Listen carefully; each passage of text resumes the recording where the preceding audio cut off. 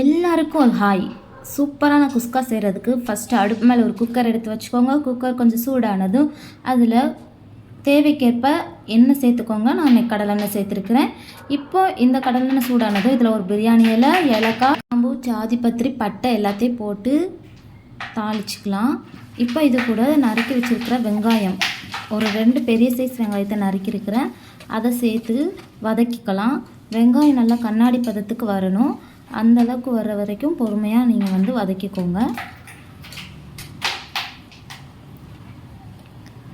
பாருங்கள், எண்ணெய் தனியாக பிரிஞ்சு கண்ணாடி பதத்துக்கு வெங்காயம் வந்துருச்சு. இப்போது இந்த ஸ்டேஜில் நம்ம 4 தக்காளி, அப்புறம் 4 பச்சை மிளகாய் சிறு சிறு துண்டுகளாக நறுக்கி அதையும் இது கூட சேர்த்துக்கலாம். இப்போ நல்லா வதக்கிக்கோங்க. உப்பை முன்னாடியே போடாதீங்க. தக்காளி மிளகாய் சேர்த்ததுக்கு அப்புறமா இது வதங்கணும் அப்படின்னு நினைக்கிறப்ப நம்ம என்ன பண்ணலாம், உப்பு போடலாம். ஓகேவா? இப்போ நான் 1 டீஸ்பூன் உப்பு போடுறேன். சால்ட் ஆட் பண்ணிவிட்டு இப்போ நம்ம நல்லா வதக்கிக்கலாம். இப்படி வதக்கும்போது சீக்கிரமாகவே வதங்கிடும். தக்காளியில் இருக்கிற ஜாறு எண்ணெயில் இறங்கிருக்கு பார்த்தீங்களா? இந்த ஸ்டேஜில் நம்ம இஞ்சி பூண்டு விழுது சேர்த்துக்கலாம். நான் இன்றைக்கி 4 சின்ன ஸ்பூன் அளவு இஞ்சி பூண்டு விழுது சேர்த்துக்கிறேன். சேர்த்துட்டு இஞ்சி பூண்டோட பச்சை வாசனை போகிற வரைக்கும் நல்லா வதக்கிக்கலாம்.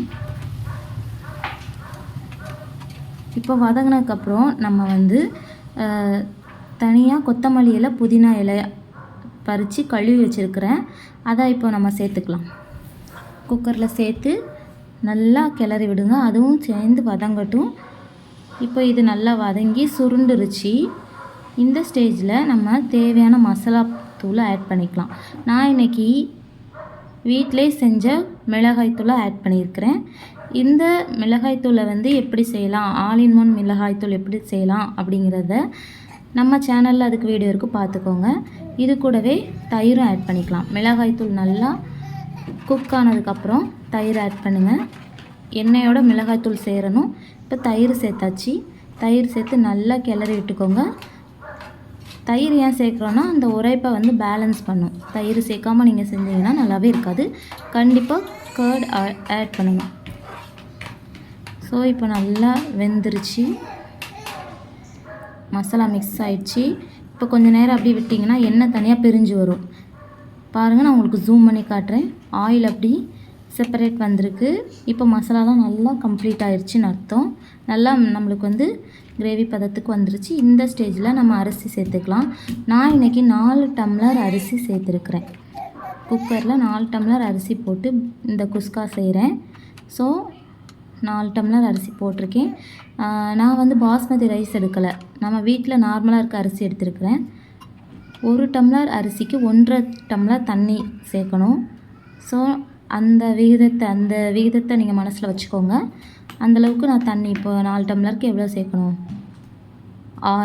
4 டம்ளர் அரிசிக்கு 6 டம்ளர் தண்ணி சேர்க்கணும். நான் சேர்த்து மிக்ஸ் பண்ணிவிட்டு இப்போ சால்ட் ஆட் பண்ணியிருக்கேன். இப்போ லாஸ்ட்டாக கொஞ்சமாக புதினா இலையை மேலே தூவி விட்டுக்கலாம். இப்போ நமக்கு ரெடி ஆயிடுச்சு. நம்ம குக்கரை மூடி போட்டு மூடிக்கலாம். 3 விசில் வர வரைக்கும் வெயிட் பண்ணால் குஸ்கா நமக்கு ரெடி.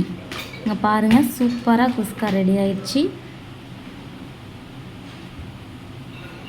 ரொம்ப டேஸ்ட்டாக இருக்கும். குழந்தைங்க முதல் பெரியவங்க வரைக்கும் எல்லாருமே விரும்பி சாப்பிடுவாங்க. நீங்களும் இதே ப்ரொசீஜரில் ட்ரை பண்ணி பார்த்து எப்படி இருந்ததுன்னு கமெண்ட் பண்ணுங்கள். மறக்காமல் நம்ம சேனலை சப்ஸ்கிரைப் பண்ணுங்கள்.